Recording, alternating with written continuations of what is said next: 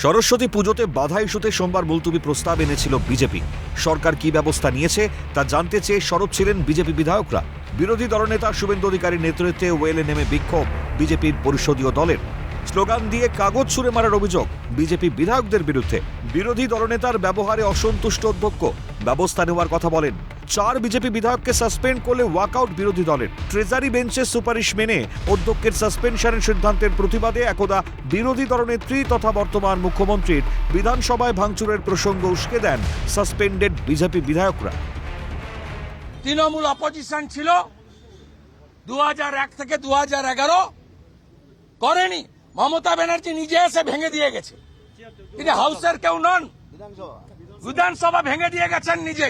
পার্লামেন্টে সোমনাথ চ্যাটার্জিকে চাদর কাগজ ছুঁড়ে কে মেরেছিল দেখেননি আপনারা?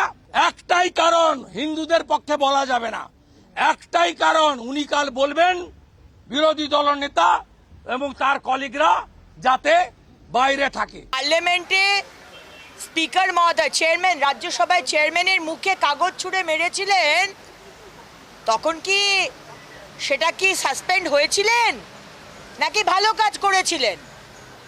যখন মুখ্যমন্ত্রী মমতা বন্দ্যোপাধ্যায় দলবল নিয়ে এসে আমাদের বিধানসভার ভেতরকার সমস্ত অ্যান্টিক ফার্নিচার আসবাবপত্র ভাঙচুর করেছিলেন, সেটা কি ঠিক করেছিলেন? স্পিকার মহোদয়, আপনি শেখাচ্ছেন বিরোধী দলনেতাকে যে কাগজ ছুঁড়েছেন, কাগজ ছিঁড়েছেন, যে বিজনেস কাগজে লেখা থাকে সেই কাগজ ছেঁড়া হয়েছে। স্বৈরাচারী সরকার খোঁচা বিজেপি সাংসদ শ্রমিক ভট্টাচার্যের। স্বৈরাচারী সরকার, এই সরকার কোনো সমালোচনাকে গ্রহণ করতে পারে না। এই সরকার কোনো গঠনমূলক প্রতিবাদকে আত্মস্থ করতে পারে না। বিরোধী শিবির সমালোচনার সুর চড়ালেও 4 বিজেপি বিধায়কের সাসপেন্ডের পক্ষে সওয়াল শাসক দল তৃণমূলের। আলোচনায় অংশ না নিয়ে অধিবেশনের গতি রোধ করলে সঠিক পথেই ব্যবস্থা নেবেন অধ্যক্ষ, মন্তব্য কুণাল ঘোষের।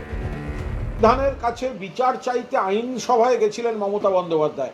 সেখানেও সিপিএম এর গুন্ডা যারা কর্মীর ছদ্মবেশে ঢুকেছিল তারা নানা ধরনের প্ররোচনা দেন এবং সেখানে একটা সংঘাতমূলক পরিস্থিতি হয়।